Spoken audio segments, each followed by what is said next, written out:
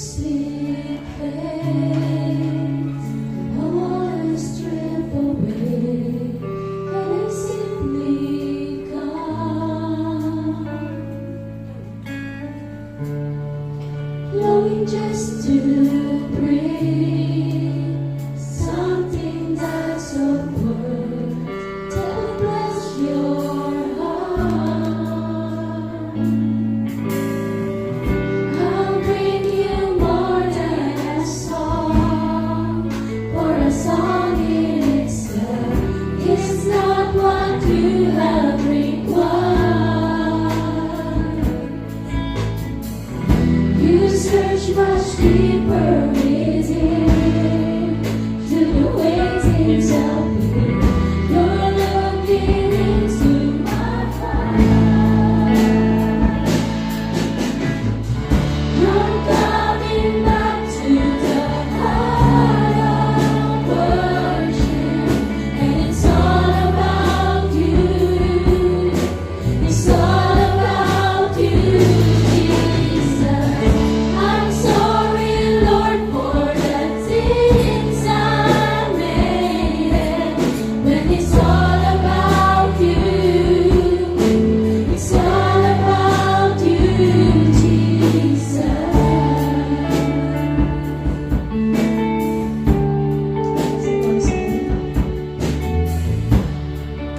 King of endless world, no one could express how much you deserve.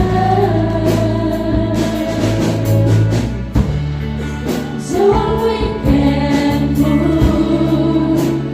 All I have is yours, every single breath. I'll bring you more than a song, or a song in itself. It's not what you have required. You search much deeper within to the waitings of me. You're looking into my heart. I'm coming back to the heart of worship, when it's all about you. It's all about you, Jesus. I'm sorry, Lord, for the things I made. When it's all about you, it's all about you, Jesus. I'm coming back to the heart of worship, when it's all about you. It's all about you, Jesus. I'm sorry, Lord, for the things I made. When it's all about you, it's all about you, Jesus.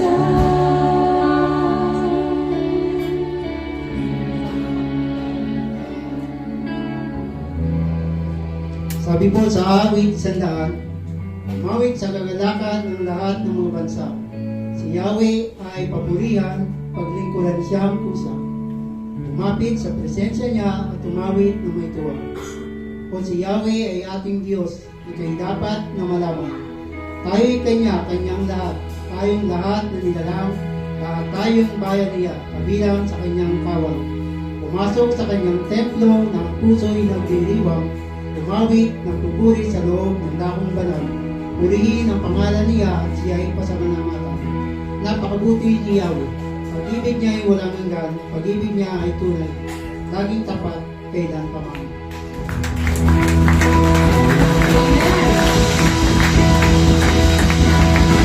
Praise God. Sabi ng Panginoon, tayo lahat ay umawit sa Kanya na may pagpupuri at pasasalamat. Amen.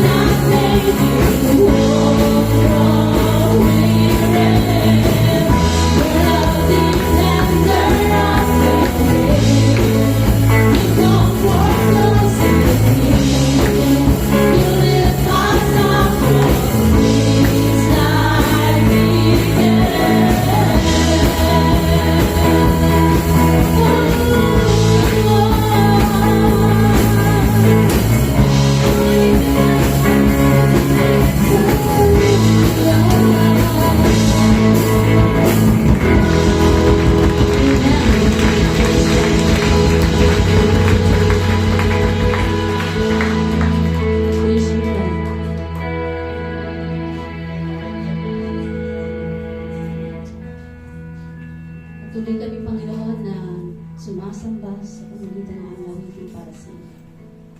Patuloy ka namin pinapapurihan at pinapasalamatan, Panginoon, dahil ikaw ang defender namin sa lahat ng bagay.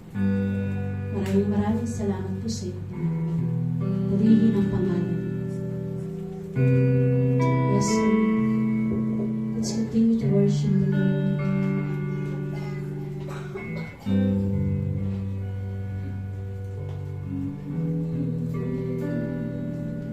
Yes, Lord. Truly.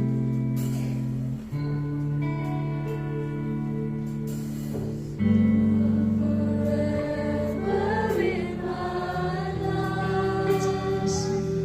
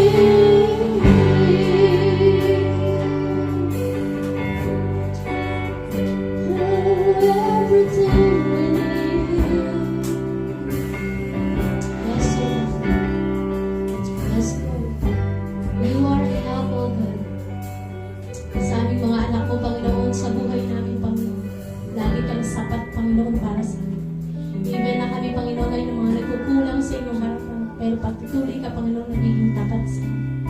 Kaya naman, Panginoon, papuri at parangal ay para lamang sa iyo sa umagang ito.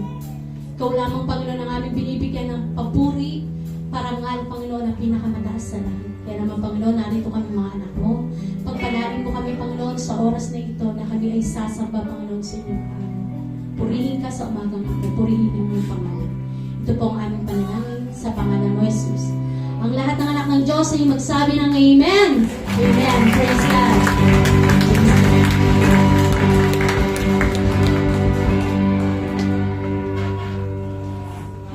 Amen. Naman po ay dumako tayo sa pagpupuri sa Panginoon sa pamamagitan ng pagbibigay. Natawagan ko si Brother Richard para sa giving his tithes din ako.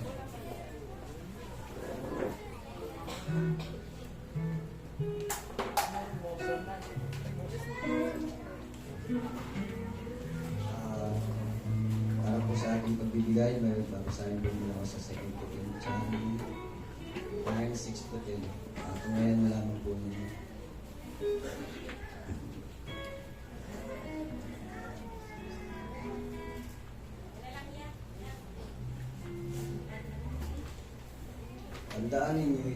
Tandaan ninyo ito, ang naghahasik ng kakaunti ay mag-aani ng kakaunti. At ang naghahasik naman ng marami ay mag-aani ng marami. Ang bawat isa ay dapat magbigay ayon sa sariling kasya, maluwag sa loob at di napipilitan lamang. Sapagkat ang pag-ibig ng Diyos ay pusang pagkakaloob. Magagawa ng Diyos mapasaganaan kayo sa lahat ng bagay, hindi pa sa inyong mga pangangailangan, upang may magamit kayo sa pagkakawang gawa. Gaya ng sinasabi ng kasulatan, siya ay nangungutmod sa mga dupa, walang hanggan ang kanyang kabutihan. Ang Diyos magbibigay ng bining ihahasik at ngapay na makakain ang siya rin magbibigay sa inyo ng bining at magpapalagong nito upang mamunga ng sagana ang inyong kabutihang Lord. Parahin po ang salita ng Panginoon. Yung sabi lagi ng subok, lagi natin i-prove sa Panginoon na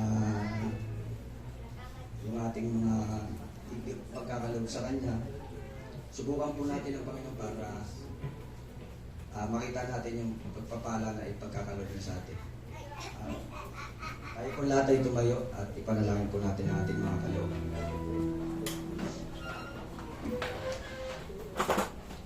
Amang Diyos na makapangyarihan sa lahat, kami po ay nagpupuri at nagpapasalamat. Narito, Panginoon, ang aming mga handog sa iyo, Panginoon. Pagpalain mo ito, Panginoon, at nawa ay magamit sa iyong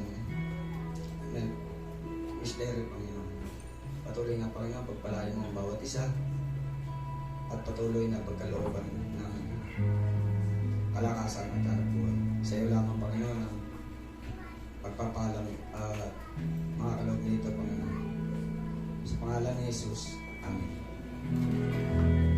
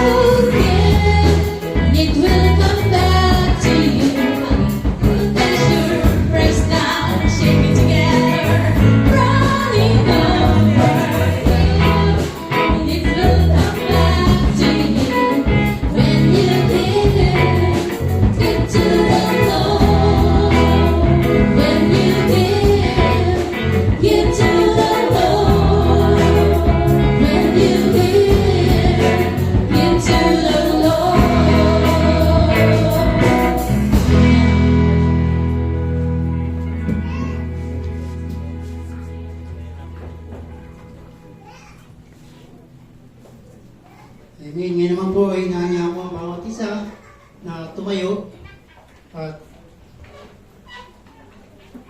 ating pong babasahin banal na salita sa Romans chapter 1 verse 18 ang nagtatito. Tayo po ay salitang magbabasa. Ulit ko po sa Romans chapter 1 verse 18 hanggang 32. Nakita na po na lahat. 18, verse 18.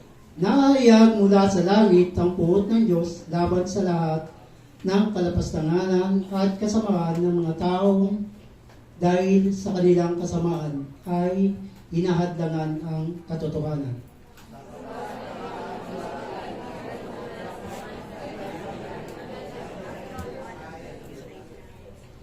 Mula pa ng likhain ng Diyos ang sanlibutan, ang kanyang likas na hindi nakikita, ang kanyang kapangyarihan walang hanggan at ang kanyang pagka-Diyos ay maliwanag na inahayag ng kanyang mga ginawa, kaya't wala na silang madadahilan pa.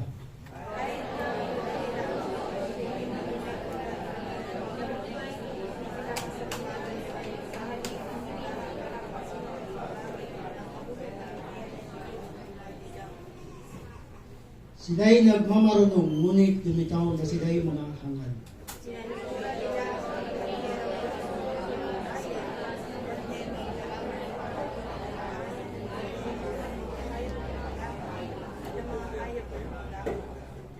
Kaya tiniyaan na sila ng Diyos sa kanilang maruruming pagnanasa hanggang sa hindi na nila mapigil ang paggawa ng kahalayan sa isa't isa.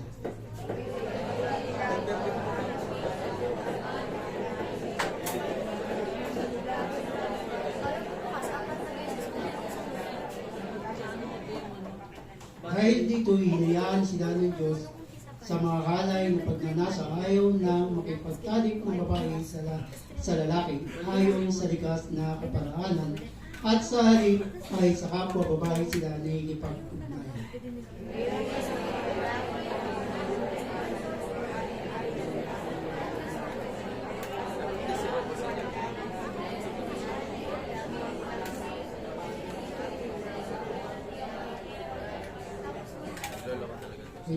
Dahil ayaw nilang kilalanin ng Diyos, hinayaan sila ng Diyos sa mga samang pag-iisip at sa mga gawaing kasuklam-suklam.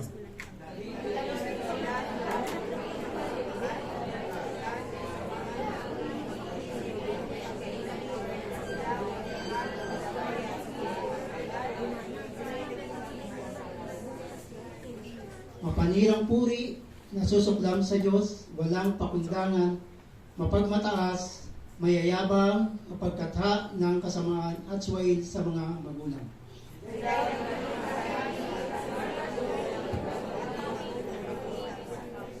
Verse 30 po, tayo ay sabay-sabay. Nalalaman nila ang Diyos ng Diyos na karapat-dapat sa parusang kamatayan na magumagawa nito. Man, hindi lamang patuloy sila sa paggawa nito, kundi sumasanayon pa sila sa mga ginagawa nito. Salamat po sa basa ng salita. Ngayon naman po ay ihanda natin ang ating mga sarili sa pakikinig ng salita ng Panginoon sa umagang ito. Nadadalhin ang ating isa sa mga associate pastor, Pastor Christian. Yes, ma'am. Amen. Ang papuri po at palakpak ay sa Diyos. Good morning po sa ating lahat. Masarap po bang matulog? Masarap, malamig. Kaso mula pag uwi ko kahapon, galing seminary, nagturo po tayo doon sa Alta. Kahit ipikit ko yung mata ko, hindi ako makatulog ng konti. Makiano na lang sa akin.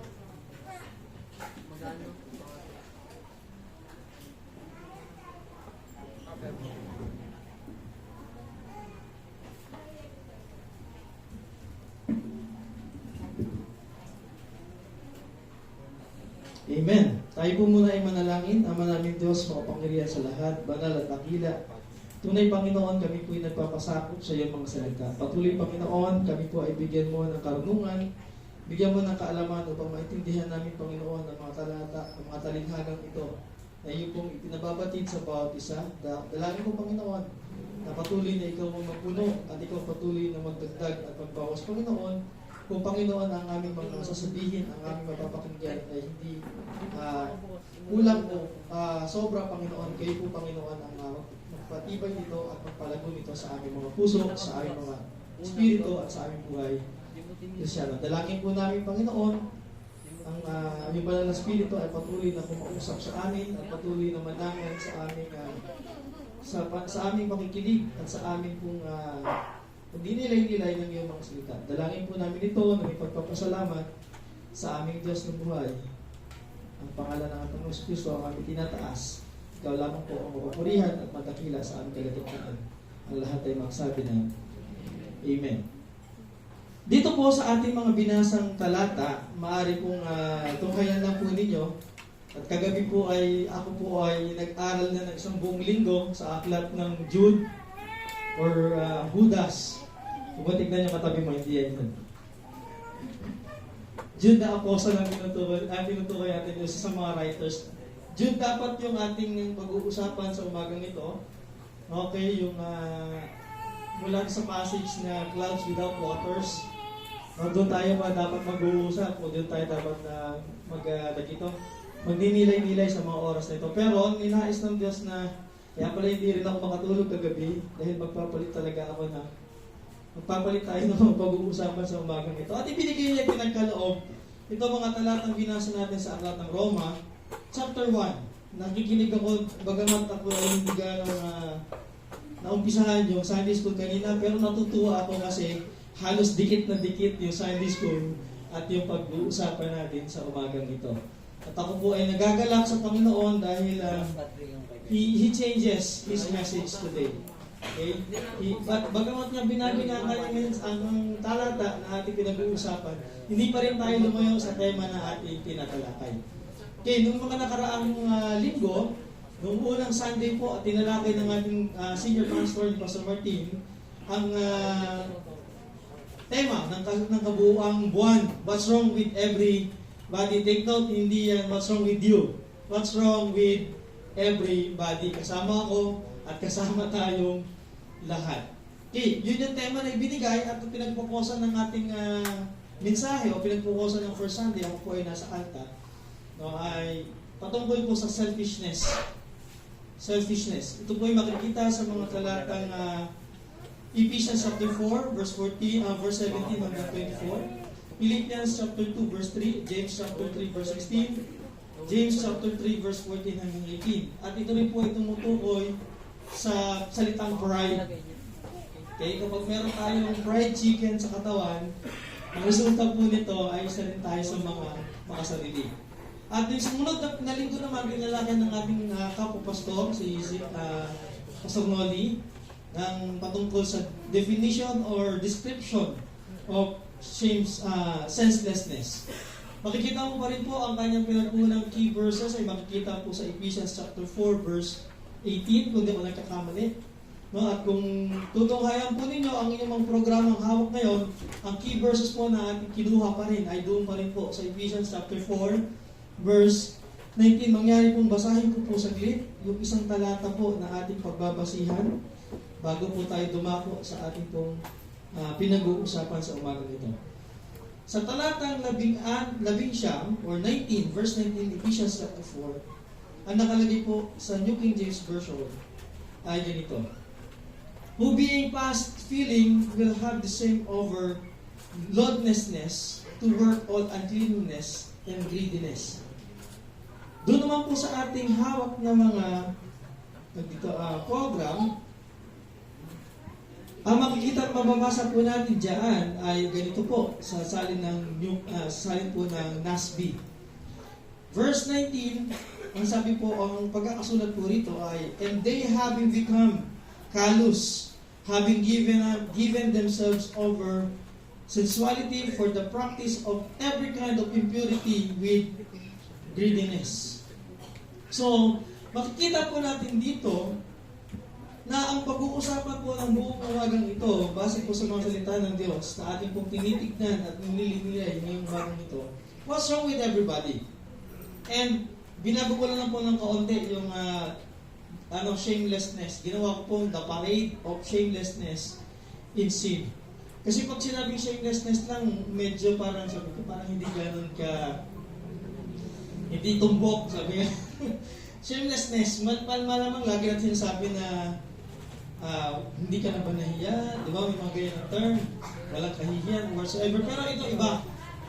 No, bukod sa kanyang walang kahihiyan, ito po ay kanilang ipinaparada ng merong taas noo. Diba? Sabi nga, the parade of shamelessness in sin.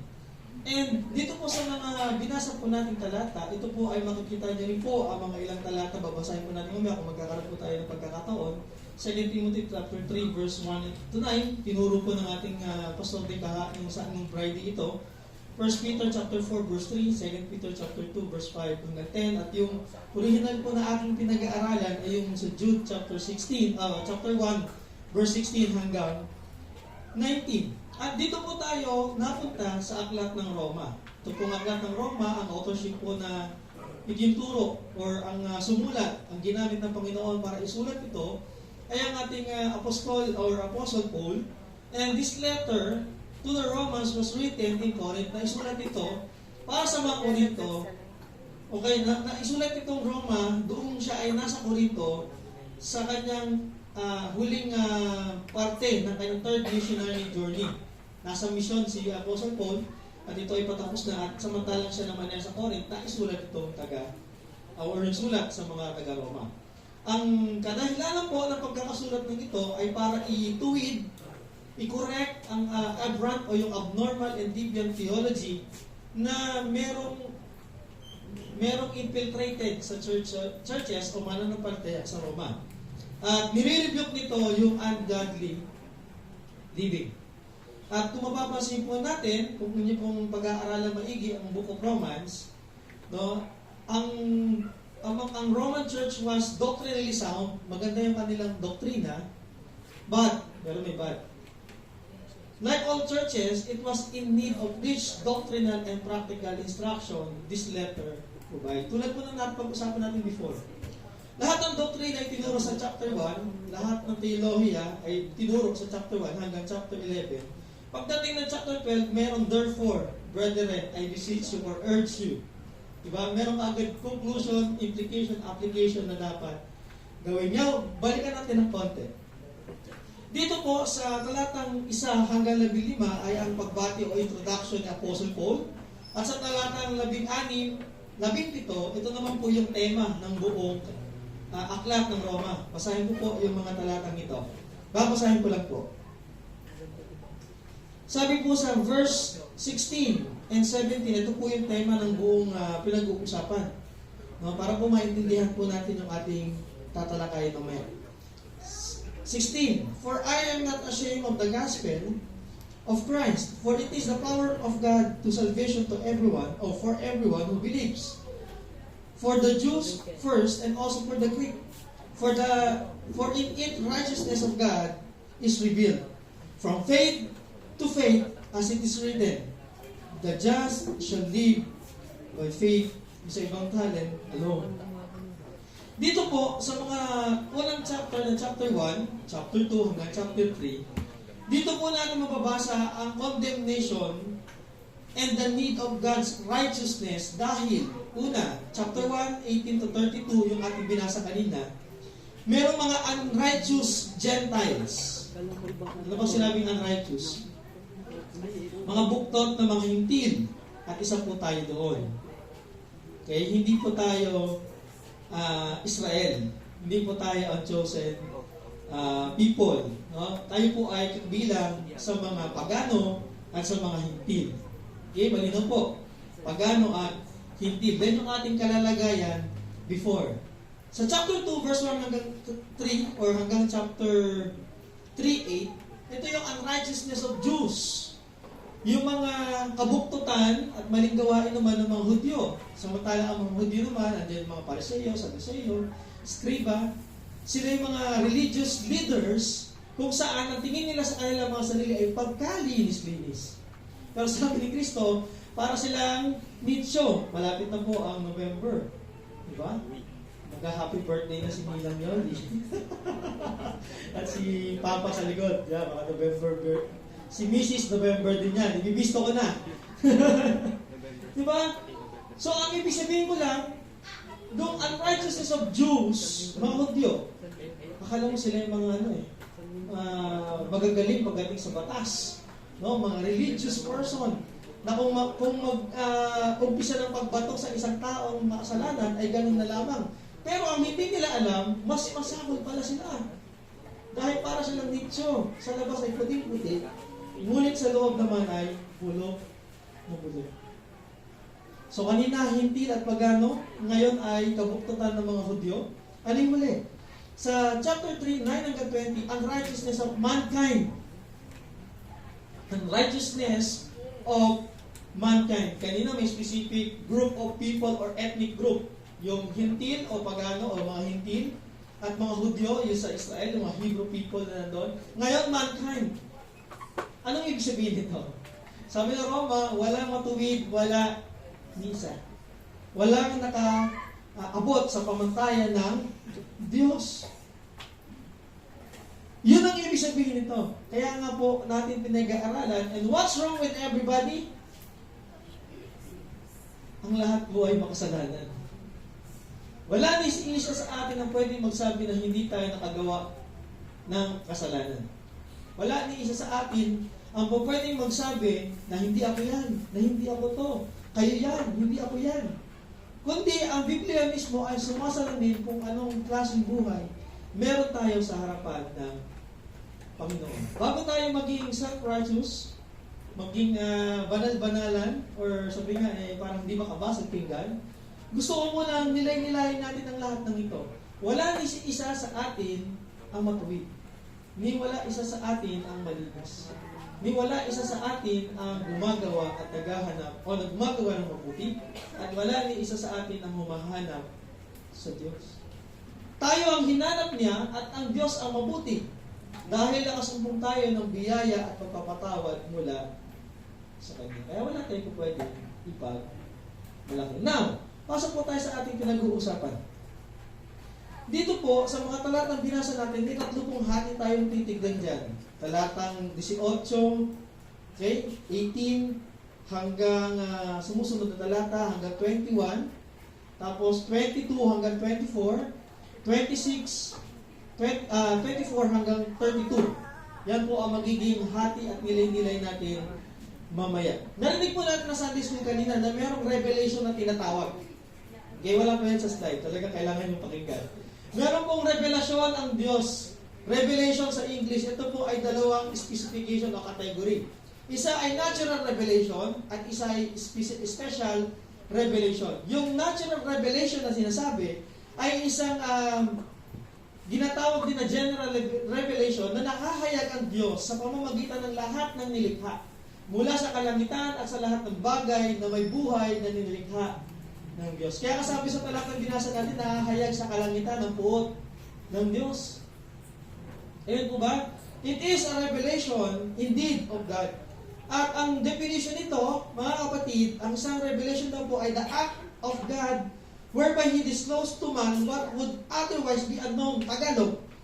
Dito inihahayag at ipinaliliwanag ng Diyos ang kanyang mga instruction, ang kanyang mga naisabihin na hindi natin alam dati. Amen po ba? Amen po? Tulad ni Job, nung nakadaan siya ng samang-saring problema, samang-saring trials. Di ba nagtanong din naman siya sa Panginoon? Actually, hindi niya kinisya ng Panginoon. Nagtanong siya kung ano yung tanong niya, basahin niya na sa Diyos. Pero sinagot siya ng Diyos eh. Sinagot siya, Job, kaya mo bang hawakan ang Pleiades ng kalawakan sa iyong mga palad? So kung ang laki ng problema natin sa mundong ito, hindi kaya mas malaki problema para i-maintain yung paghawak sa Pleiades ng kalawakan? Ni isang buwan at ni isang planeta hindi nag-uumpugan. Ang hirap kaya i-balance ito. Tama? At yun, doon naahayag ang kalwalatian, ang mga nais sabihin ng Diyos sa natural revelation. Ba't na naging hindi tumigil ang Panginoon para abutin ng tao? Kasi merong excuse tayo, hindi ko naman narinig yung salita ng Diyos. Wala namang Bible dito sa aming grupo. Wala namang Bible dito sa ethnic ng Kankanae o ng mga Ipugaw. Hindi naman yun na-translate sa aming lingwahe, kaya hindi ko alam ang Diyos. Pero ang Diyos iba, mula sa pagsikat ng araw at hanggang paglubog nito, may nagsasabi at nagdedeklara na mayroong Diyos na lumikha. Amen?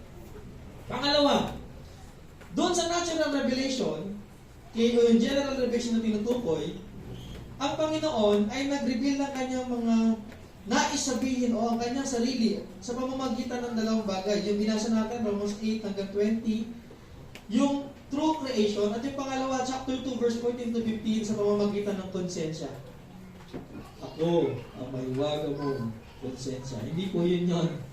Ang Diyos po ang naglagay po nun para ipaalala sa atin kung ano ang tama at ano ang mali, kahit hindi pa tayo nahayagan ng salita ng Diyos.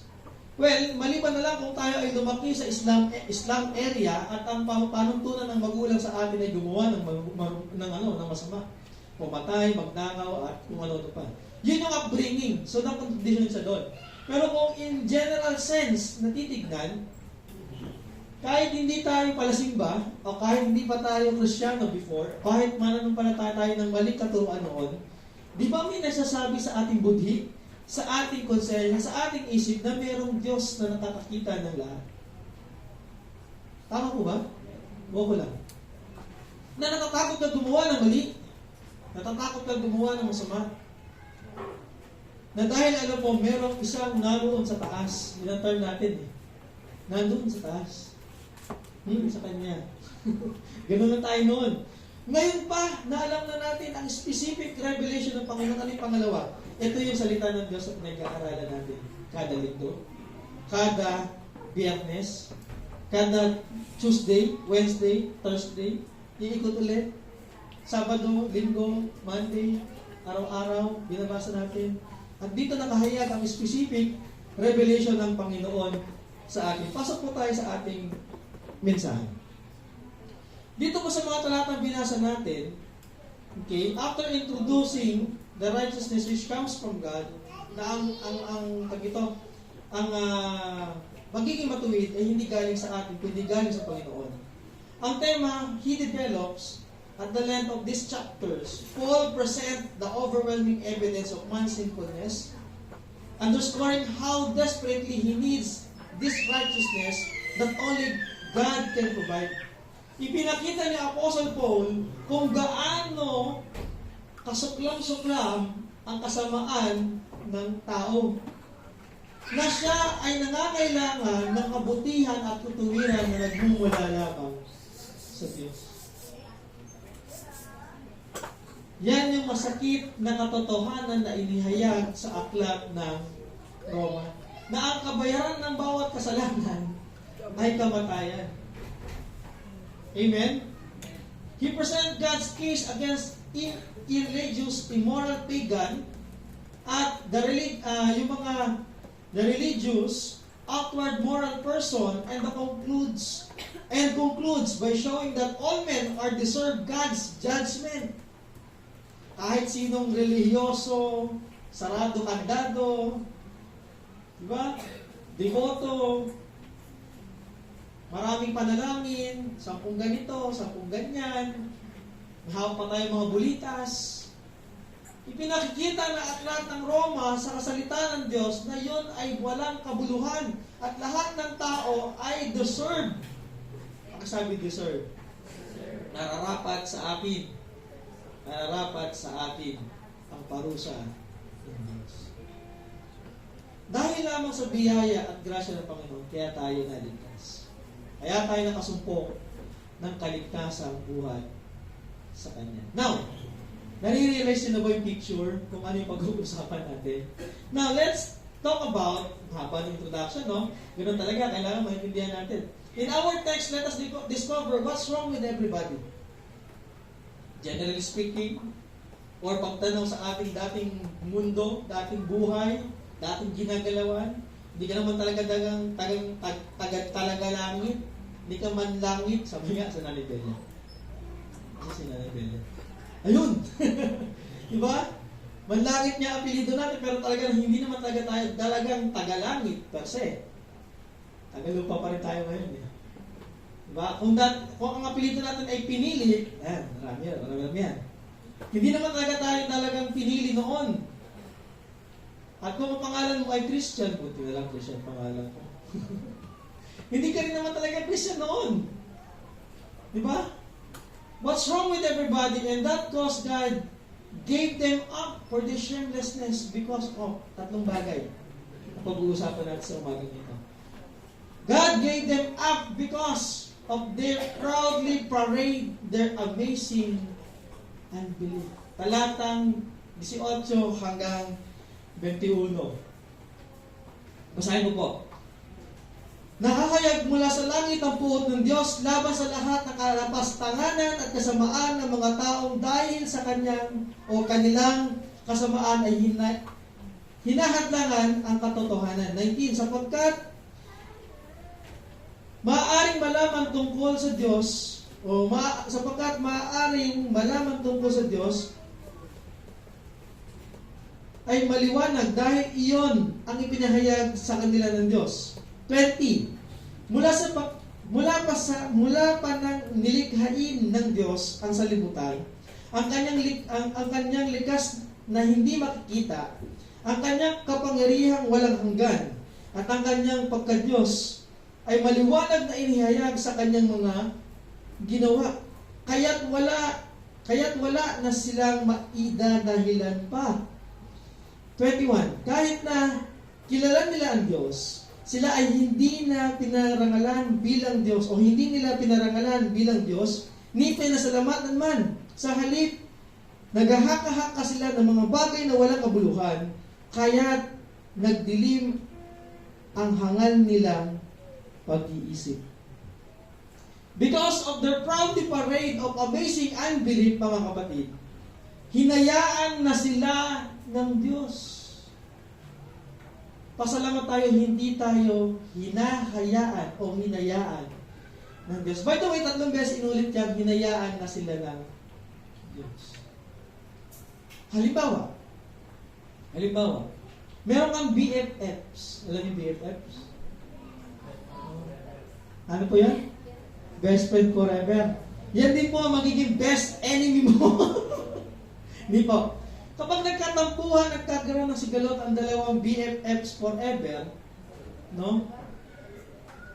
Anong ginagawa mo pag hindi na mapagsabihan pa? Anong magiging sasabihin mo? Hayaan mo na, hindi man nakikinig yan. Tama ba? Hanggang sa maputol na yung inyong relasyon bilang BFFs. Tama ba? Tama ba? Sa magkanobya at magkanobya, ay po, umakit tayo dahil Di ba pag hindi magkasundo, ano nangyayari? Hahayaan mo na sa gusto niya, hahayaan ka na rin niya sa gusto mo. Ang sabi ng iba, pull off daw muna, pero walang pull off. Hiwalay ka agad yun, for sure. Kasi bakit? Nauntog ka na, nagising ka na. Mga tao yung mga yun to. Diba? So, ang gagawin mo, hahayaan mo na sa gusto niya. Tama ba? Eh kung marami siyang sideline, sa hayaan mo na siya doon. Kasi bakit? Pagputol na yung inyong food na yan. Tama ba? Tama ba, Elder, no? Tama daw. Akit tayo na konti. Next level. Mag-asawa. Sa usapin ng marriage sa mundo. Diba? Hindi dito sa church ito. Hindi natin pinopromote yun. Pag-aayaw na ng isa, ano nangyayari? May annulment, may legal separation, may divorce. At matapos ang proseso na yon, hahayaan mo na siya sa gusto niya. Pero sa Kristyano, sa Christian marriage, sabi doon, ang pinag-isa ng Diyos, let no man separate. Diba? Kaya kapag may extra at kasal na, tamaan sana ng kidlat. Anong ibig sabihin ko? Dahil ang Diyos, nakita silang ganto kabuktot, ganto kapalalo, ganto katigas ang ulo, ganto gumawa ng kasalanan. At ang masakit, itinuring pa nilang hindi Diyos ang Panginoon. Nabasa natin kanina, di ba? Hindi nga nila pinasasalamatan. Tama po ba? Buti pa yung pulubi kapag binigyan mo ng alms. Di ba? Titingala yun, salamat Panginoon, may pagkain ako mamaya. Buti pa sila. Eto mga to, yung dinescribe sa amin, merong tao mga amazing unbelief. Binigyan na ng Panginoon ng buhay, hindi pa rin nakontento. Binigyan na ng kung ano-anong material na bagay, hindi pa rin nakontento. Marami na silang pera, marami silang kung ano-anong material na bagay, kaya nilang gawin ang lahat ng bagay, hindi pa rin sila nakontento sa katawang meron sila. Tama ba? Palalakihin yung muso, palilitin yung dulo ng ilong, papapatayin yung clip chain, paladagdagan ng silicone yung mga dapat palakihin. Yung malaking mata, palilitin, yung maliit na mata, palalakihin. At ito yung masakit. Nung sinabi ng Diyos na lalaki ka, pinapuputol. Parental guidance muna sa mga Di ba? At yung mga babae naman, gusto maging maton. What's wrong with everybody?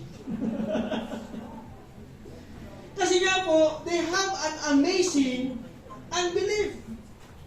Sinasabi ng chromosomes mo, ng mga DNA mo na ikaw ay lalaki. At pinagsisigawan mo namang ikaw ay daday. Diyos ko po, patawarin ka nawa ng Panginoon. Sinasabi ng DNA mo, sinasabi na ng chromosomes mo, babae ka. Pilit-pilit mo namang ikay maton. Ano kasi, ani ba itong bakal? Now, let's talk about amazing unbelief. Meron ba kayong amazing unbelief? Yes, noon. Tama ba? Ganyan tayo noon. Pero ganyan pa rin ba tayo ngayon? Dapat hindi. Tingnan natin kung gaano ka-amazing yung kanilang unbelief. Pakitignan itong mga picture nito. Makikita ba? Yan, toro. Mechanical toro, nakasakay yung babae sa ibabaw. Meron silang ginawang parang Tower of Babel. Sa yan matatagpuan 2022 opening ng Commonwealth. Doon yan sa British. Yung kanilang patimpalak. Anong ibig sabihin niya, Pastor? Yung toro na yan, yung bull na yan, it represent the beast coming or doon sa Revelation. Tapos ngayon, opening ceremony mo, ganyan. Yung, halimbawa, Giras or yung FIBA, di ba mayroong opening ceremony yan? May tumatakbo doon na may dala ng torch. Sa kanila ganito, ang nagdadala ng torch yan. Toro. Tapos, ang kanilang tower, yung Tower of Babel, yung sinira ng Diyos dahil sa kasalanan ng tao. And that's exactly how people have their amazing unbelief. Tingnan mo, sasambahin mo yung toro na yan.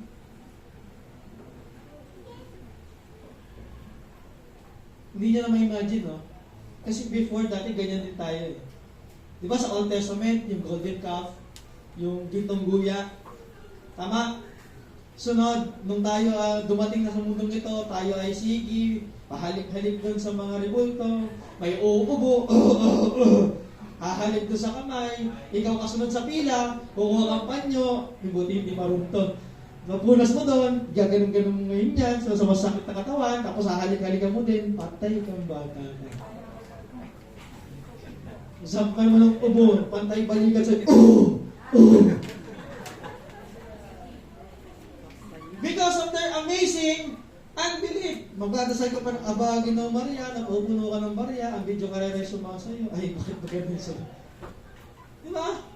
Bakit malamin pa sa it? Naguhulog din ako dati dun eh. Pero ganun na, video game naman yun yung video kanina. Diba? Nasabi sa The Lord's Prayer, Ama namin, sumasalangit ka, hindi sumasadingding. Sambahin ang pangalan mo, hindi ang larawan mo. Pero isa rin tayo doon. Dati. Munti pa ako magsakristan eh. Gusto ko yung katiting. Ano yung katiting? Kulang pa yung offering. Katiting. Mas malaman mo yung pare, lasing na, 3 mas. Bakit? Alam nyo na yung kwento doon. Di ba? Pagka nangumunyong ka, dumikit sa kalangalan mo, makasalanan ka. Oh, pinatawanan natin, di ba? Pero dati rin tayong gano'n. Katulad din tayo ng mga taong nariyan. Before our belief or our pananampalataya is amazing unbelief. Kaya ang sabi ng Biblia, hinayaan na sila ng Diyos. One picture of it is Sodom and Gomorrah. Mamaya, babalikan natin yan. Now, let's dig deep pa sa mga talatang ito. Anong malalaman natin dyan? Ay, may video. Bakit may video? Sige, tignan nyo na lang dyan kung nag-play. Ayan, yan yung ginagawa nila, oh. Oh, may interpretative dance pa, mga yun, no? Oh. Okay, habang pinapanood niyan, ito yung mga ibang talata o yung ibang pointers. Their amazing unbelief towards God. They have deliberately failed to rightfully acknowledge God. Ano yung sabihin nun? Hindi nila kinikilala ang totoong Diyos. They were mockers of the true God. Nilalapastanganan nila ang pangalan at ang mismong totoong Diyos. Ano pa? They were blasphemers of God. Ano pa? They were haters of God. At isa tayo dati sa mga ganyang tao before. Amen po ba yan? Kaya mapalad po tayo mga kapatid, tayo nakasumpong ng biyaya at grasya at awa ng Diyos. And that is in the verse 18 to 21 and 28. God led them because of their amazing unbelief. Yan po yung unang pointer. Sa sulat na po ninyo, move on po tayo. Sakit lang po ito. Hindi magalala. Parang dati pang tutugin niya pa sila. Pangalawa, they proudly parade their amazing ungodliness. O ito na. Malapit na naman mag-January. Ha? January? Diboto ka, no? Ito yung sunog na, sunog na mistiso ba? Pastor, minamak mo ba yan? Oo, kasi dati rin naman natin yung pinupunas-punasan eh. Pero nung nag-aaral po tayo ng Biblia, ang laki palang kasalanan natin. No? Nagalit ang Diyos sa mga taong gumagawa, sumasamba, yumuyukod, nagpupuri sa mga inukitan ng kawangis ng sa lupa, sa ibabaw ng lupa, gumagapang sa lupa, gumagapang sa ilalim ng lupa, mga bagay na nasa himpapawid, lumilipad, nasa ibabaw ng himpapawid, nasa ilalim ng himpapawid, mga nilikhang nasa ibabaw ng tubig, nasa ilalim ng tubig, at mga lumalangoy na creature sa ilalim ng tubig. Galit na galit ang Diyos sa mga taong sumasamba sa Diyos. Diyosan. Yung mga Katoliko ba dito, I'm speaking the truth with love that comes from the Lord. Saan makikita yung pastor? 10 Commandments. Kung titignan mo ang Biblia ng Katoliko, may tinanggal sila doon. May tinanggal sila doon. Kung titignan mo naman ang original na 10 Commandments, makikita mo ang kaibahan ng 10 Commandments ng mga Katoliko sa ngayon. At saan dadalhin sila? Sabi ng Revelation chapter 20, 21, saan? Dagat-dagatang apoy. Walang purgatory. Dagat-dagatang apoy. Nakakalungkot. Ang dami niyan. Ang daming tao niyan. They were devotedly wrong because of their amazing ungodliness. Nakikita na ba natin nating itsura? Diba? Meron pa dito yung mga nagsusuot ng kulay maroon, di ba? Marian ba tawag doon? Marian ba? Marian Rivera ba tawag doon? Yung mga tanglaw ba tawag doon? Ano ba tawag doon? Tanglaw ba? O maroonish. Diba? So, pasok tayo dyan. Tapusin natin itong mga pointers. Pangalang pointers, they are proudly parade their amazing ungodliness in verse 22 to 24. Basahin ko po. Para makita po natin. Therefore, God also gave them up. Pangalawang word. Hinayaan. Sunod ulit, 24. Therefore, God also gave them up to uncleanness in the lust of their hearts, to dishonor their bodies among themselves. 25. Who exchanged the truth of God for the lie of worship and serve the creature rather than the Creator who is blessed forever. Amen. Ano tinutukoy ko doon? They parade the amazing unbelief or ungodliness. They totally and precisely abandon the true God. Alam mo may totoong Diyos bakit doon ka sasamba saan? Sa huwad na Diyos. Sa nilan nyo ang parang Diyos. May mata, hindi nakakakita. May bibig, hindi nakakapagsalita. May mga kamay, pero hindi nakakaabot. May mga paa, pero hindi nakakalakad. Paano sila nagpo-prosesyon? Binubuhan. Gano'ng kahangal ilagay ang iyong pananampalataya sa isang bagay na hindi ka matutulungan sa takdang panahon kung kailangan mo ng tulong. Amen? Sa India, mas marami silang Diyos-Diyosan. Kahit nga langaw, ipis at mga kung ano-ano, Diyos sa kanila. At doon nagsimula yung holy cow. Hindi pinapatay ang cow sa kanila kasi bakit? Holy nga Diba? Alam niyo ng COVID, yung India, sa dami na kanilang Diyos-Diyosan, lumutang lahat yon sa ilog. Bakit? Nabuisit yung mga tao nung sumasamba sa kanilang Diyos-Diyosan. Bakit hindi sila masalba ng kanilang mga Diyos-Diyosan? Bakit? Nagkandamatay. Di ba mas marami sa kanila? Nilalagay na lang sa bag, nilalagay sa hukay, libing na. Bakit? Ang daming tao sa kanila. Dikit-dikit, di ba? Buti pa nga sa atin, social pa pa-krimin pa, di ba? Doon hindi, diretso hukay na, doon ay nalalaglag. Mas grave na nga Kaya nga sila nabuisit, ang ginawa nila sa mga Diyos-Diyosan nila, pinaanod nila sa ilog. Ngayon, gano'ng kahangal ang taong nananampalataya sa mga ganung bagay? Ayun po ang gusto. They totally and precisely abandon the true God. Hindi lang completely iniwan nila ang Diyos. Talagang pinlano nilang i-abandona ang totoong Diyos. Pangalawa, they were living their lives in uncleanliness. It speaks about sexuality or sexually immorality. Ito maanghang.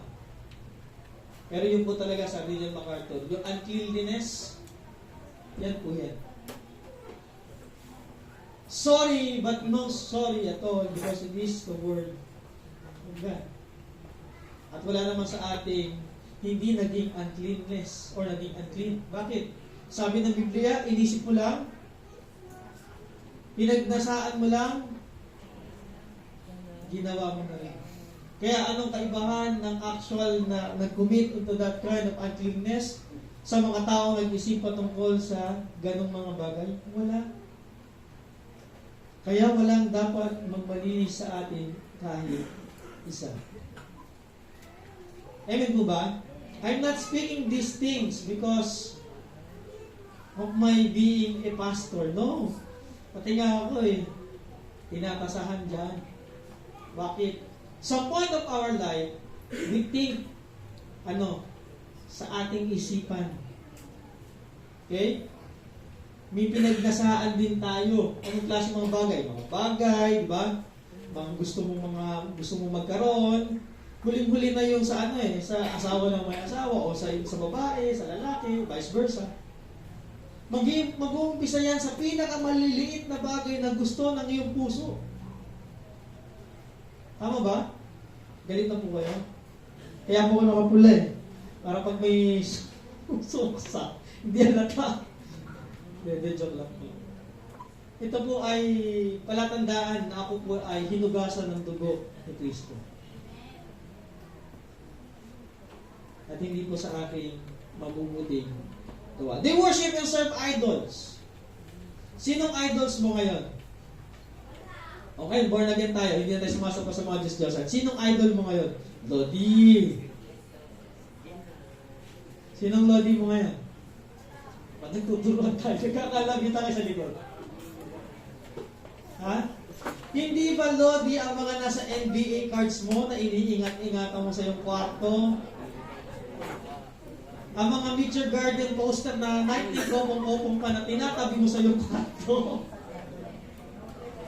Effort. Oh, baby.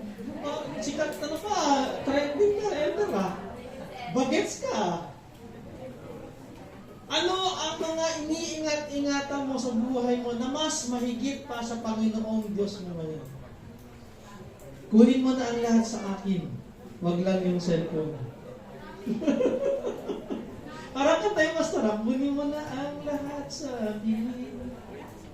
Wag lang yung cellphone ko. Ay. Hindi mabubuhay pag walang cellphone. Ayan na, nagtuturuan na. Nalimutan si Bible, dala si cellphone, diretso sa pagsimba. Nalimutan si cellphone, nasa simbahan na, bumalik pa. Bakit? Naiwanan yung cellphone. Lipat tayo. Ano ang mga wino-worship na siniserve mo as idol ngayon? Ang iyong sarili? Lord, gusto ko nito. Lord, gusto ko nito. Basta ito lang gusto ko. Basta ito ang gusto ko. You make yourself an idol. Tama? Ngayon po ba? Pag hindi kayo mag-pray, 3 oras to. 10:41 na. Next! Ano pa ang iniidolo mo? Mga artista? Mga vlogger na walang kwenta? Dati, puro ano na sila, paluto-luto, di ba? O paano lang, mga ginagawa lang ng walang kakwenta-kwenta. Ngayon, puro hubaran na eh. Tapos sabihin mo, pag nakita mo sila, uy, papicture ko mo, no? Ay. O sa concerts na pinupuntahan natin, aba, born naging t-shirt na, demure! Pagpunta na, kumanta na ng unang kanta.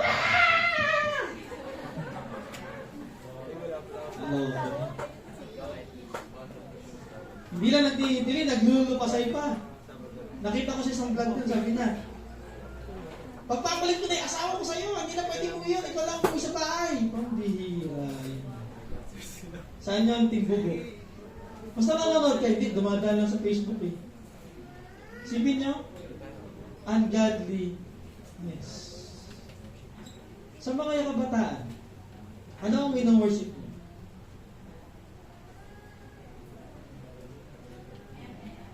Di ba kumanta pa nga kayo ng mga love song? Sino ang wino-worship nyo? COD. Cause of delay? O cause of distraction? Sa pag-aaral? Sabi nila, ang crush daw, inspiration. So, tama ka kapatid, COD. Cause of distraction. Cause of delay. Cause of deceitfulness. Bakit? Mananampalataya ba siya o unbeliever? O, tamatan tayo kay Tunying. Sabi nga nila, mananampalataya, unbeliever. Yun lang, tahimik. Bakit tahimik? Ha? Nasa 18 ka na o wala pa? Patay. Patay, pastor. Ano masabi ng magulang mo? Wag muna o sige na? Sige na, sige na, sige na. Yun ba yun? Mag-aaral muna o mag-asawa na? Ay, mga 30 na, mag-asawa na. Ganun ba yan? Kayo naman, grabe kayo. Kayo ha. Inaantay niya si Mr. Right. Papilitin ko, Macho Right. Erase. Tama? Sige, pakolekta mo ng songmits, no? Gusto mo ba songmits ngayon? Hindi na, no? Pinakuot mo pa yung mga ano dun, no? Love is all that matters. Painful and forever. Sige, ba't mga bata? Sino minu-worship mo dun? Yan lang. Last but not the least, sige. Pag nila yan, bahala kayo dyan. Okay, they proudly parade themselves. Number 3, verse 26 to 32. Last pointer po natin, please bear with me. Amazing unrighteousness. Amazing unbelief. amazing ungodliness, amazing unrighteousness. Alam niyo yung picture na yan kung saan galing? Israel. Anong meron ng panahon na yan? Fiesta, music festival nila. Kasayahan sila, sayawan doon, inom sila kung may inom siguro doon. Ang puro na doon, puro mga kabataan, mga middle age, ang kanilang mga pananamit ay pasyonista, yung iba ay bulong sa tela. Suddenly, Hamas came through. Binuksan yung M16 o yung AK-47 ba tawag doon?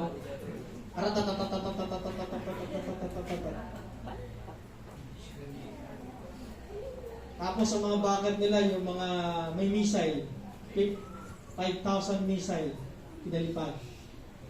Tapos sila nakaparaglide, may hawak na AK-47, hinarap-rap yung mga tao. Hindi pa sila natuwa. Pagkatapos silang matantad yung mga nandun sa festival na yon, yung mga tumatakbo, hinahunting nila na parang mga daga. Pinapatay isa-isa. Ang sunod, pagkatapos na pumunta sila sa city, sa mga bahay-bahay, pinapasok ang bahay-bahay at pinapatay ng walang awa ang sinong bakitan. Israel lang yan. Dumating na ba yan sa Pilipinas? Aantay pa ba natin? Mga kapatid, darating din po yan. Maghintay ka lang. Ang problema, kapag hindi tayo o wala tayo sa Panginoon sa mga oras na yan. Forward, ano yung nangyari dyan? They proudly parade themselves, verse 26 hanggang 32, sa mga bagay na ito. They were lawlessness, o yung lawless. Walang batas silang sinusunod. Mga unruly person. Okay. Next, they were living homosexuality and immorality. Sabi sa mga binasa natin ngayon na hindi na sila nasiyahan sa natural na disenyo ng isang babae. Bagkus, mas ginusto nila kasama o kasiping ang kapwa babae o kapwa lalaki. Relevant ba today? Yes. Darating yung March na naman next year. At mga ngalandakan naman sila ng Pride March. Diba? Pagdating sa school, sino ba ang mga teacher na nandyan? Kalimitan dyan mga bading. Teacher. Pag gagawin kayo ng LGBTQ videos, projects para isulong ang kanilang mga adhikain. Beware of that kind of unrighteousness. Pwede tayong humindi. Bakit? Karapatan mo yun. Karapatan mo iyon. They were murderers. Katulad nung sa Israel, walang haba silang pumatay. Murderers. They were inventors and evildoers. Gumagawa, lumilikha, at may masasamang ginagawa. Next, they were enemies and haters of God. Yung word na Hamas, pag tinignan mo yung word na yan, violence. Diba? They were enemies and haters of God. They were unrespectful and dishonoring their parents.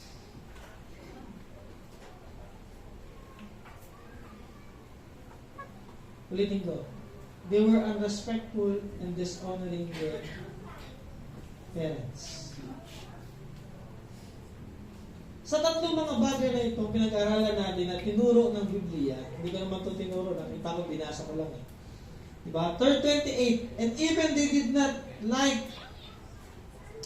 to retain God in their knowledge, God gave them up over to the best mind or depraved mind sa ibang salin, to those things which are not fitting, being filled with all unrighteousness, sexual immorality, wickedness, covetousness, maliciousness, full of envy, murder, strife, deceit, and evil mindings or evil-mindedness.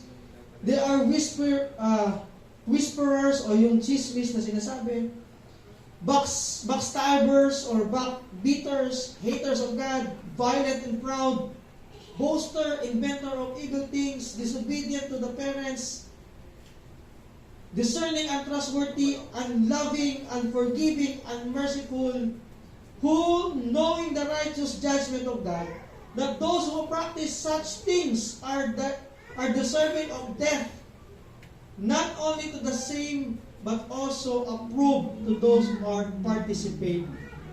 Hindi lang sila gumagawa, mga kapatid.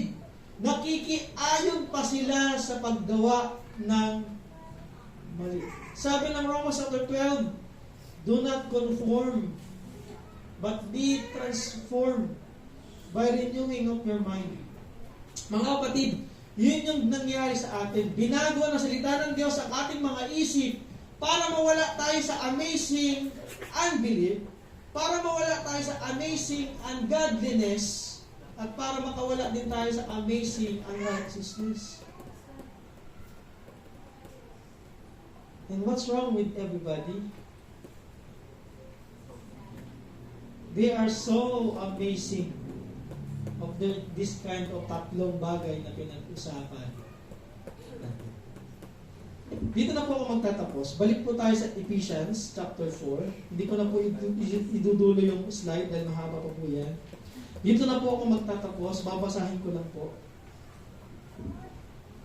Ephesians chapter 4 verse 17.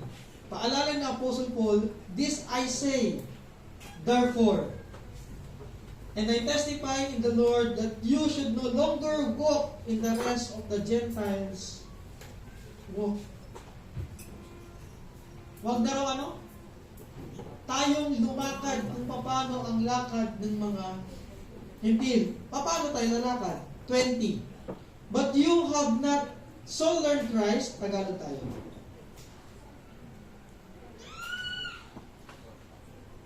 Peso chapter 4 verse 20. 4:20. Hindi ganyan ang natutunan ninyo tungkol kay Kristo. Mga kabataan, hindi ganito ang natutunan nyo kay Kristo. Mga nanay, mga tatay, hindi ganito ang natutunan nyo kay Kristo. Napakinggan ninyo ang aral ni Jesus, na natutunan ninyo ang katotohanan nasa Kanya. Wala sa mundo ang katotohanan kundi na kay Kristo. Iwanan na ninyo ang dating pamumuhay. Hubarin na ninyo ang inyong dating pagkatao na nasisira dahil sa masasamang pagnanasa. Magbago na tayo o kayo ng diwa at pag-iisip. Ginawa kong tayo. Magbago na tayo ng ating diwa at pag-iisip, at dapat ninyong isuot ang bagong pagkatao na nilikhang kalarawan ng Diyos. Nilikhang kalarawan ng Diyos at nakahayag sa matuwid at banal na pamumuhay ayon sa katotohanan. Brothers and sisters in Christ, Apostle Paul reminds believers not to walk like Gentiles walk, of their amazing unbelief, amazing ungodliness, and amazing unrighteousness. Tayo po lahat ay manalangin. May I request the worship team? Lahat po tayo ay tumayo. Tayo po ay dumulog sa panalangin. May we sing Christ is in the ground, or Christ is on the wall? Before we pray.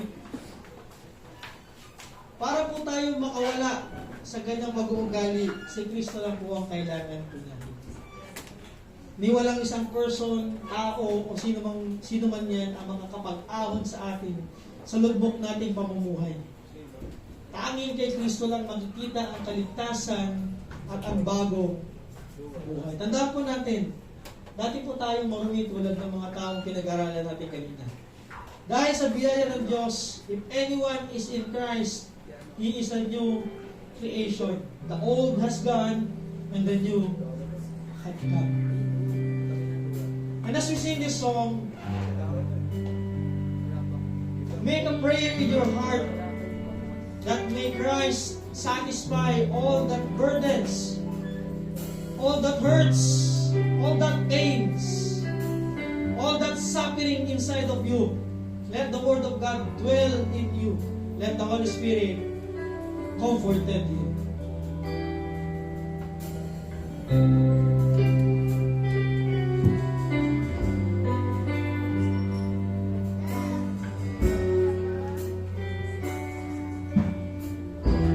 This is my reward, and total my devotion.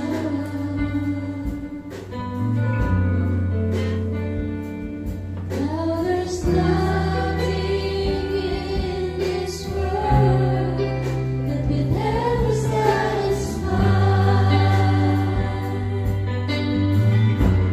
Through every trial, my soul will sing, no turning back. I will set free. Boses enough. Christ is enough for me. Christ is enough for me. Everything I need is in you. Everything I need. Ama naming Diyos na makapangyarihan sa lahat. Truly, that you really love us, that you gave your one begotten Son, Jesus Christ, to satisfy kung ano man yung kulang sa amin, alin yung mga brokenness sa amin, Panginoon. And especially to save us from the wrath of God na naghihintay maibuhos sa mundong ito. But then again, because of your great love, because of your mercy and comfort and love, because of your amazing grace, because of your agape love, here we are, worshiping you, thanking you that you pick us, chooses us to be your beloved children, to be your own, to be your people, the sheep of your pastures. Kaya Panginoon, anumang karumihan, anuman aming kasalanan, Panginoon, pasalamat po kami dahil iyong dugo ang humugas sa amin para kami maging malinis.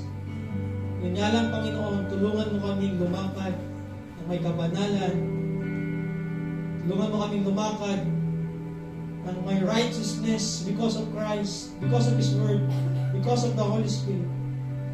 At talikuran na namin, Panginoon, ang lakad kung saan kami nalugmok, ang lakad ng mga hintil, ang lakad ng mga pagano. Patawad po, Panginoon, dahil kukulang kami, sumasala kami, nagkakasala kami. At maraming salamat dahil patuloy kang umaabot sa maruming katulad ko. Sa iyo ang papuri, sa iyo ang pasasalamat, sa iyo ang mataas ang pagdakila, sa iyo ang lahat ng aming pagsamba. Sa tanging pangalan ni Jesus, ang lahat ng binago ng Diyos ay magsabi na Amen. God bless you po.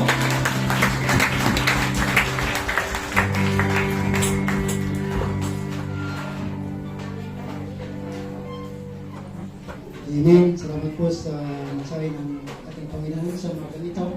Ngayon naman po ay dumako tayo sa pagbabalita o announcement.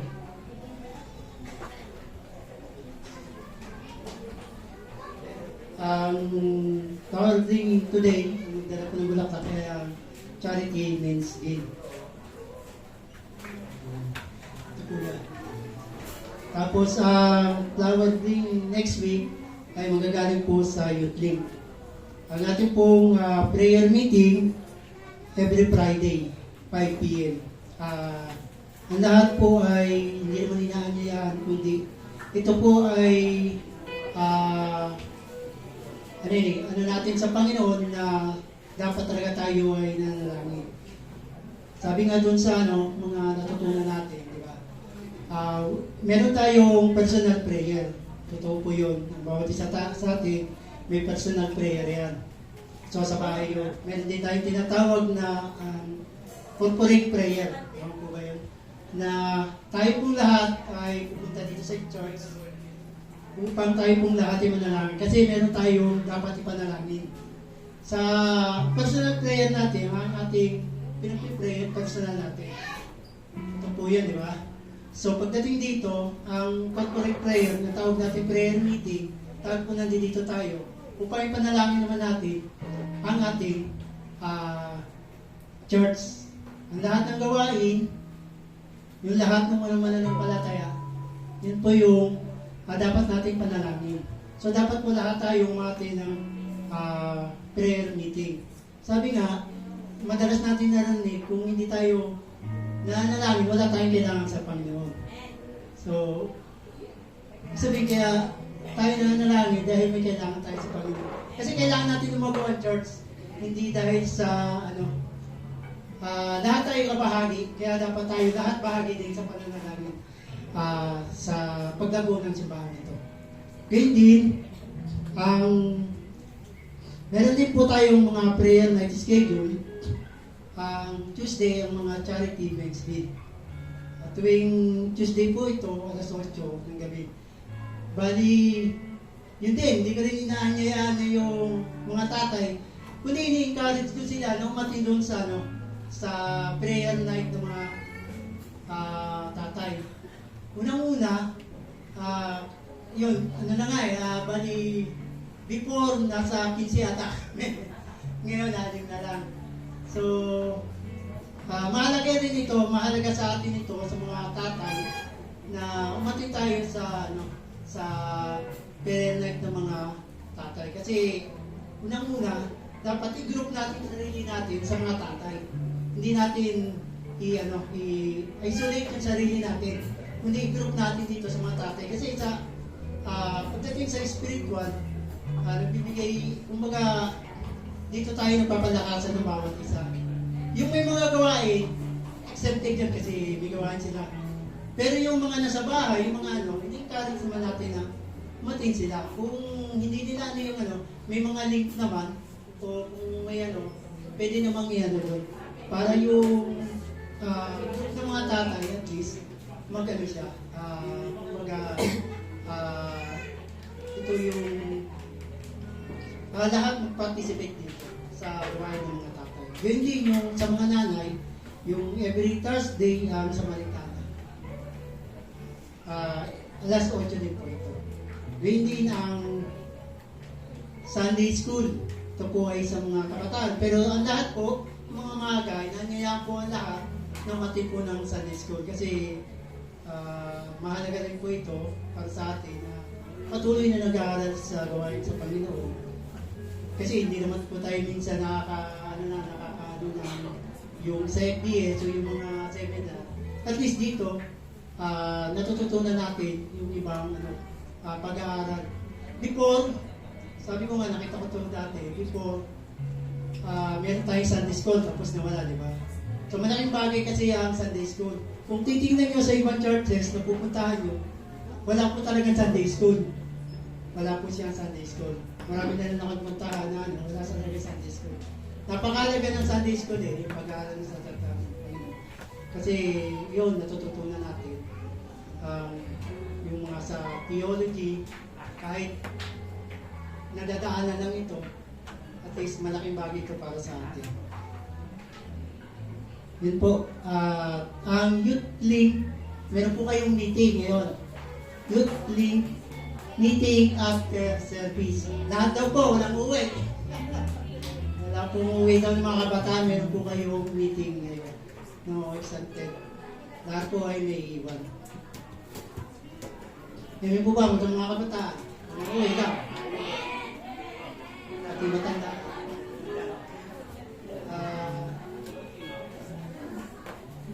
Yun, ito po ang Charity Men's Gift Fellowship ay inaanyayahan ni Brother Ismael sa kanilang residence after service, meron pong fellowship. Tama ba, kapatid? After service po. After service. Brother Ismael.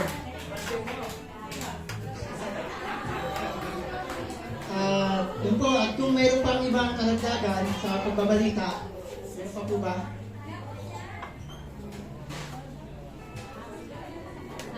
balita po ulit yung ating youth, church fund. Yun, ng bawat bawat grupo ng youth, tatay, nanay, magulog-gulog na daw po tayo kasi nalalapit na rin po yung una nating paggagamitan ng ating Christmas party sa darating na December 17 at 4 o'clock ng hapon. So, alam niyo na po yung team natin, nag-iila. So, ngayon pa lang, na po tayo, mag-prepare na po ang bawat isa para pagdating po ng December 17, masaya nating maganap yung ating Christmas party. Amen po ba? Mga youth! Hoy! Ready na ba mga youth? Mga nanay! Ready na po ba mga nanay? At ang mga tatay. So, lahat po tayo ay kasama po doon. So, kaya po, paghandaan na po natin. Pati po yung araw, December 17, alas 4 ng hapon, lahat po dito po tayo magmumula sa church kasi sa ating po babayaran, kasama na din po doon yung transportation natin. So, yung babayaran nyo po na 1,000 per head, kasama na po doon ang transportation at inyo pong pagkain. So, bawat isa po yun. Ang hindi lang po magbabayad yung mga bata na which is yung mga nagsa-Saturday school hanggang 9 years old. Pagdating po ng 10, bilang na po yung kanyang participation po doon. So 10 hanggang sa senior, yun. 1,000 po ang ating ambagan. Diba? May reklamo, Elder? So, yun po bali, na po ngayon, October 15. So, pagdating po ng November, mas na po tayo niyan. Kailangan medyo, na po natin para lahat naman po tayo ay makapag-participate. Yun. So, ano ba? Isa pa po, ang ating pong alabaster para po sa Christmas party po natin, doon din po natin yung dadalhin. So, per family, 500 per family. So, per family, 500 po. Para po yun, ano po natin yun? Love gift to Jesus. Yun po, taon-taon na po naman natin na yun ang ginagawa, di ba po? Yun. May pakabol po yung sa financial committee. Per family, 500. Pero daw po yung mga single na nagtatrabaho is another So, love gift nyo na po yun sa Panginoon. Di ba? Amen po ba? So, mas maganda na daw po yung tayo ay nagbibigay ng more para sa gawain ng Panginoon. Para lahat ng blessings, ibinabalik din sa atin naman ng Panginoon. Amen? So, ano pa? Ninang Wen, tawagin po natin.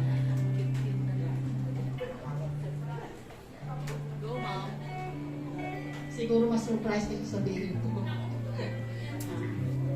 Tayo po sa darating na Pasko ay dapat magbigay tayo ng gift giving sa bawat isa. So kung sino po yung mag-donate, o halimbawa, dilata, o bigas, or cash, ibigay nyo lang sa akin, kay Sister Mel, at si Sis Ria, kasama natin niya sa si Sis Ria, saka si Sis Analo, saka si Ate Linda.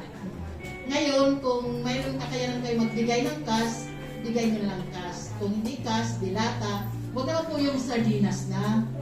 Kailangan corned beef na. Pero kung cash naman din kasi, ibibili din namin doon sa mga items na iyon para ipamimigay sa Pasko. O, maliwanag po ba? Gift giving po. Tulungan nyo naman po kami para makapagbigay din kami sa inyo. Kami lang po yung mag-repack, kami lang po yung mamimili. So, maliwanag po ba?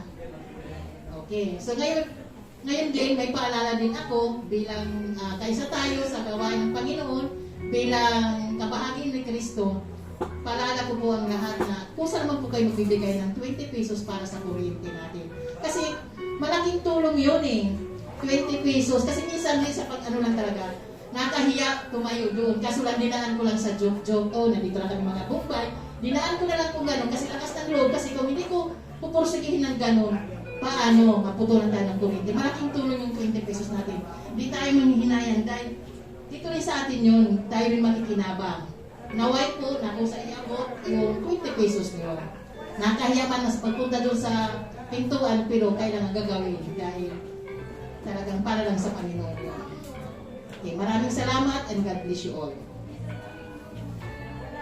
So, yung in-announce po ni Sister Rowena Odas po, yung para po sa gift giving. So, meron po tayong mga naka-assign dyan na committee. Mas prepared po siguro kung makakapagbigay po talaga ng cash, yung gusto pong makatulong. Kasi para po, uniform po yung maibigay po ng committee na yon.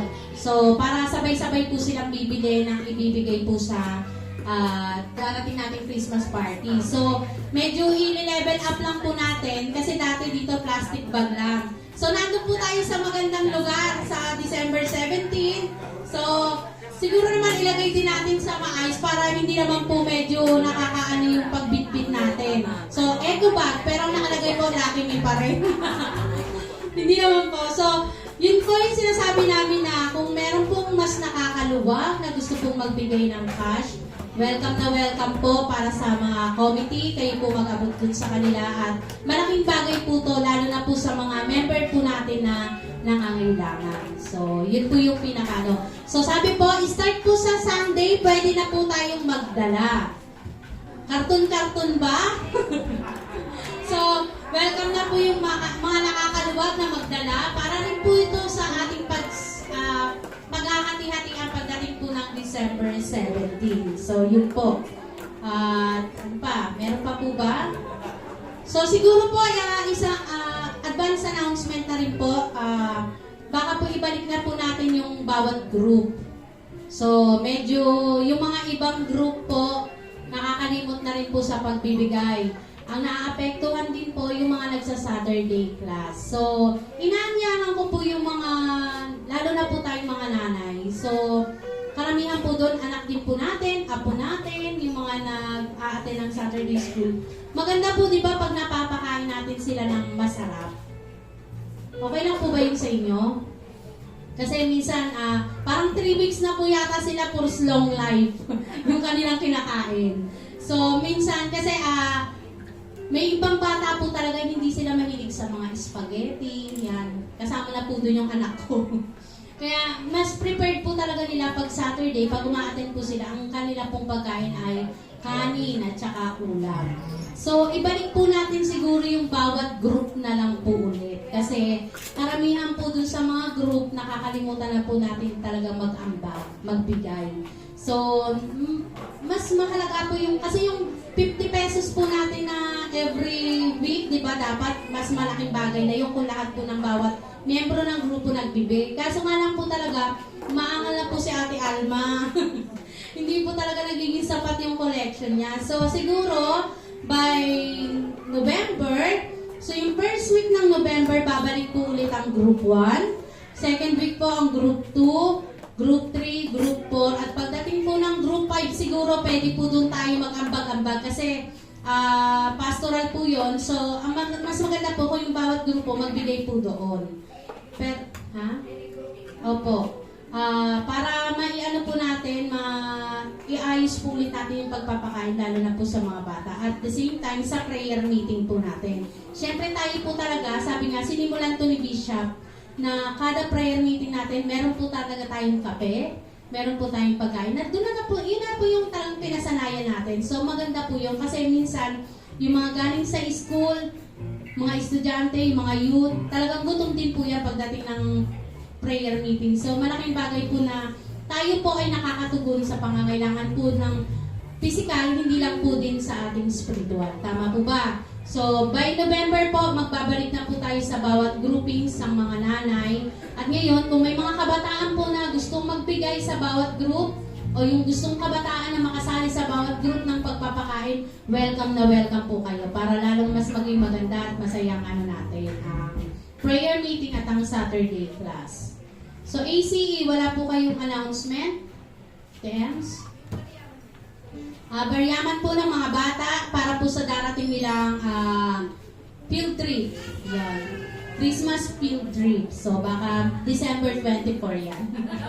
Christmas field trip daw eh. So, bawat magulang na may anak, inaanyahan ko po kayo na paatinin niyo po yung mga anak ninyo. So, mas mahalaga po yung mga anak po natin ay natututo ng salita ng Diyos kaysa po iba yung matutunan nila dahil napakalaking halaga po na may kaalaman sila sa Panginoon habang sila po ay lumalaki.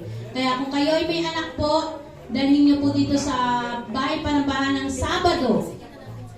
Magtiyaga po tayong mga nanay kasi para po ito sa kinabukasan din ng ating anak na maging mas lalo silang mapalapit sa Panginoon. So, Sabado, alas 8 ng umaga hanggang alas 9. 1 hour lang po sila mag-i-stay dito. So, napakaliit na oras lang po para bigyan natin, pagtuunan natin ng pansin na madala po natin yung ating mga anak. So, yun lamang po.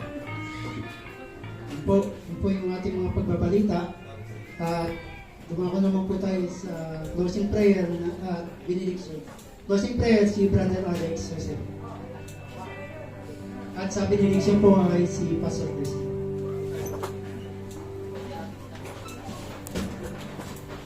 Tayo po natin yung namin. Pasalamat sa ating Panginoon.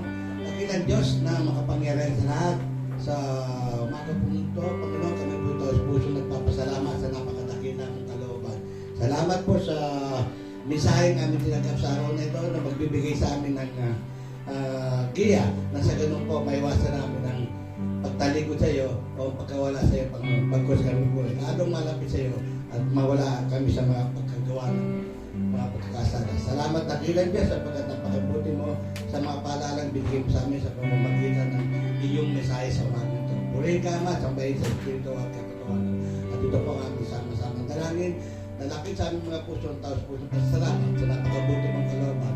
At lahat pong tayo aming dalangin sa pangalan po ng aming Panginoon Jesus. Amen. Amen.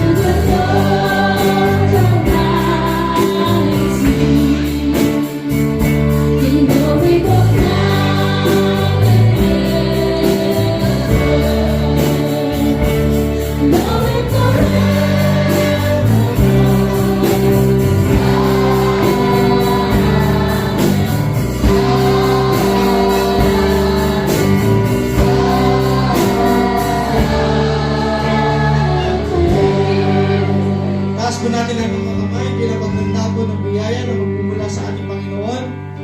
Sa Kanya na makapag-iingat sa inyo upang hindi kayo magkasala at makapagharap sa inyo ng walang kapintasan. At may malaking kagalakan sa Kanyang pagawatian.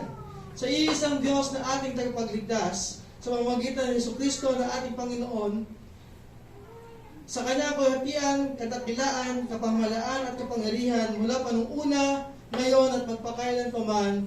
Amen, amen, at amen. Mapagpala po umaga po sa inyo lahat. God bless po.